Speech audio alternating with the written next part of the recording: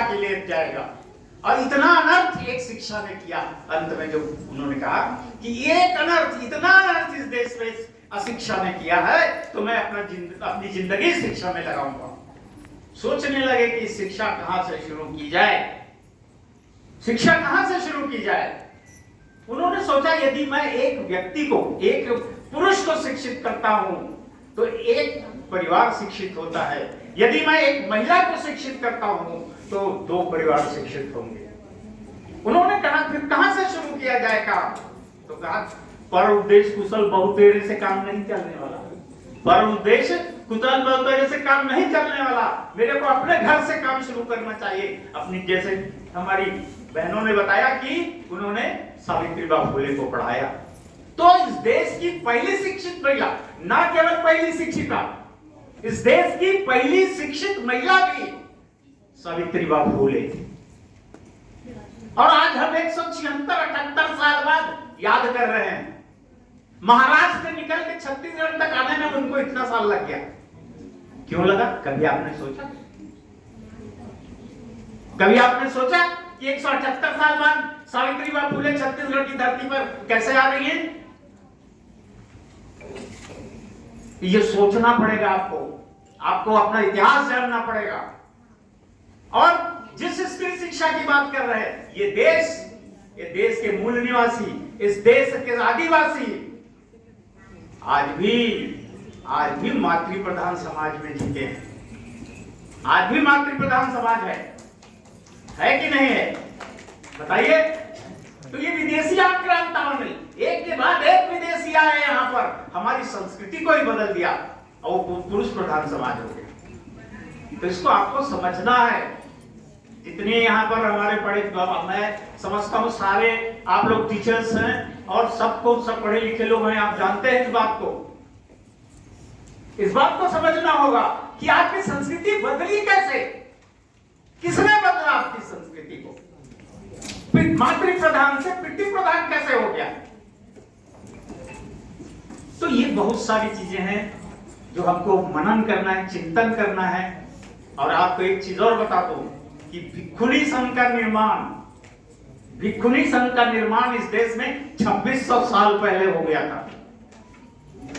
अभी एक मई को गौतम बुद्ध का वो है, बुद्ध जयंती है, और बुद्ध ने सबसे पहले इस देश में स्त्रियों को अपने बराबर का दर्जा देके भिक्षुणी संघ बनाया था। भिक्षु संघ तो बनाया ही, भिक्षुणी संघ भी उन्होंने ही बनाया था 2600 साल पहले। बीच में आक्रांताओं ने सब हमारी संस्कृति बदल दी, सब हमारा इतिहास बदल दिया, अपने इतिहास को हमारे इतिहास के ऊपर थोप दिया। हम गुलाम हो गए। अब हम उनके इतिहास को अपना समझ के काम करते। तो बहुत अच्छे ढंग से सावित्रीबाई फुले ने, आप हमारी बहन बता रही थी ममता, बहुत अच्छे से बताया उन्होंने कि जब उन्होंने काम शुरू किया स्त्री शिक्षा पे, तो उनके ससुर जी ने निकाल दिया कि घर से निकल जाओ। अरे ये तो एक चीज है, उनका समाज, जैसे जाति समाज होता है, जैसे हमारे छत्तीसगढ़ में पूर्वी समाज, तेली समाज है ना। जब पूर्वी के लिए यदि आपस में शादी कर लें तो दोनों के समाज बहिष्कृत कर देते हैं कि नहीं कर देते? वैसे ही महात्मा ज्योतिबा फुले को स्त्रियों को शिक्षा देने के लिए उनके समाज ने बैठक में बुलाया और कहा कि ये तुम बंद करो, ये समाज विरोधी काम कर रहे हो।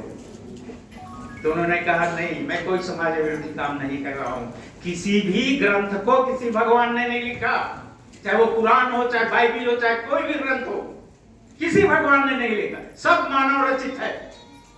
इसलिए तो मैं जो कर रहा हूँ वो सही कर रहा हूँ। तो बोले एक बात सुन लो ज्योतिबा, एक बात सुन लो, तुम नहीं बल्कि तुम्हारी आने वाली पीढ़ी, सारे सब तुम समाज से बहिष्कृत रहोगे। तुम समाज में, फूले समाज में मिल ही नहीं सकते। लेकिन उन्होंने शिक्षा का रास्ता नहीं छोड़ा। पुणे जैसे जगह में स्त्रियों की शिक्षा शुरू की, चार हो करके किया। सावित्रीबाई फुले, जैसे हमारी बहन ने बताया अपने एकल नाटक में अंत में जब पुणे में प्लेग फैल गया और अच्छे बड़े बड़े लोग अपने अपने गांव भाग गए, क्यों भाग गए? शहर में रहेंगे तो हमको भी प्लेग हो जाएगा। तो सावित्रीबाई फुले ने मरीजों की सेवा करते करते अपना प्राण त्याग दिया। ये है सावित्रीबाई फुले का जीवन। उनके जीवन से हमको प्रेरणा लेनी चाहिए और इस बात की भी खुदाई करनी चाहिए कि 178 साल में वो कैसे महाराष्ट्र से चल के छत्तीसगढ़ आ रही है। क्या क्या रोड़ा अटका था, क्या रोड़ा अटका था। तो इसको भी मनन चिंतन, आप लोग शिक्षक हो, ना केवल मनन चिंतन करेंगे बल्कि विद्यार्थियों को भी इसके बारे में बताएंगे। समय अच्छा हो गया है और बोलना तो बहुत कुछ आता था।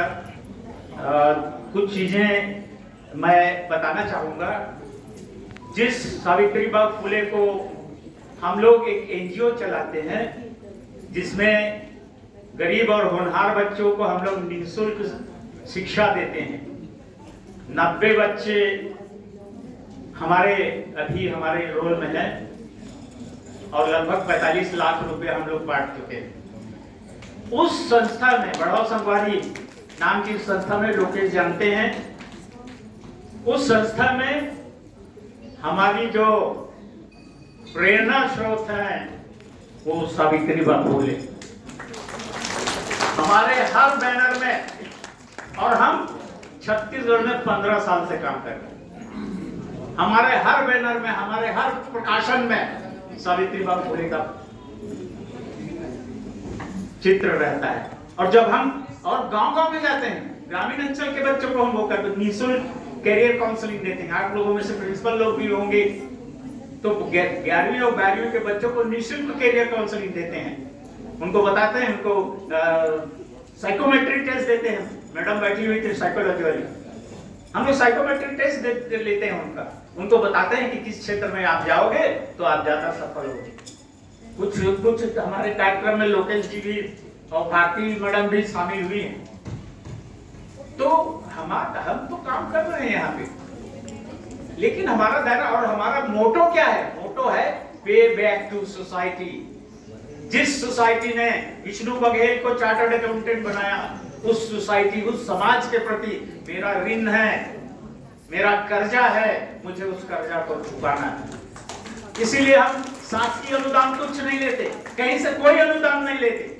हमारे जो जितने भी सदस्य हैं वो जो हमको कहना चाहिए कंट्रीब्यूशन देते हैं पर मंथ 500 रुपीज, उससे हम वो संस्था चलाते हैं। तो सीखना तो बहुत कुछ है सावित्रीबाई से, शुरुआत है। आप लोग जुड़े हैं, बहुत अच्छी बात है। लोकेश भारती जी ने मुझे यहाँ अपनी बात रखने बुलाया, इसके लिए मैं बहुत धन्यवाद देता हूँ। फेडरेशन का मैं बहुत धन्यवाद देता हूँ जिन्होंने ये बीड़ा उठाया है कि सावित्रीबाई को सारे देश में, और मेरे को लगता है शायद छत्तीसगढ़ के पाठ्यक्रम में उनके विषय में एक पाठ था क्या, सावित्रीबाई फुले के विषय में 8th क्लास में। हाँ, तो ये सब चीजें जो है उनके जो संघर्ष है, उसके संघर्ष से प्रेरणा लेने सिखाएगा। और आने वाले समय में इस देश में समता, समानता, बंधुत्व और न्याय की समाज बनेगा। इन्हीं आशा और विश्वास के साथ में मैं आदरणीय मंच से, आदरणीय साथियों से,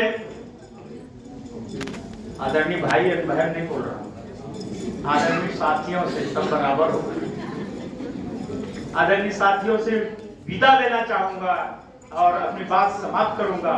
जय संविधान, जय भारत।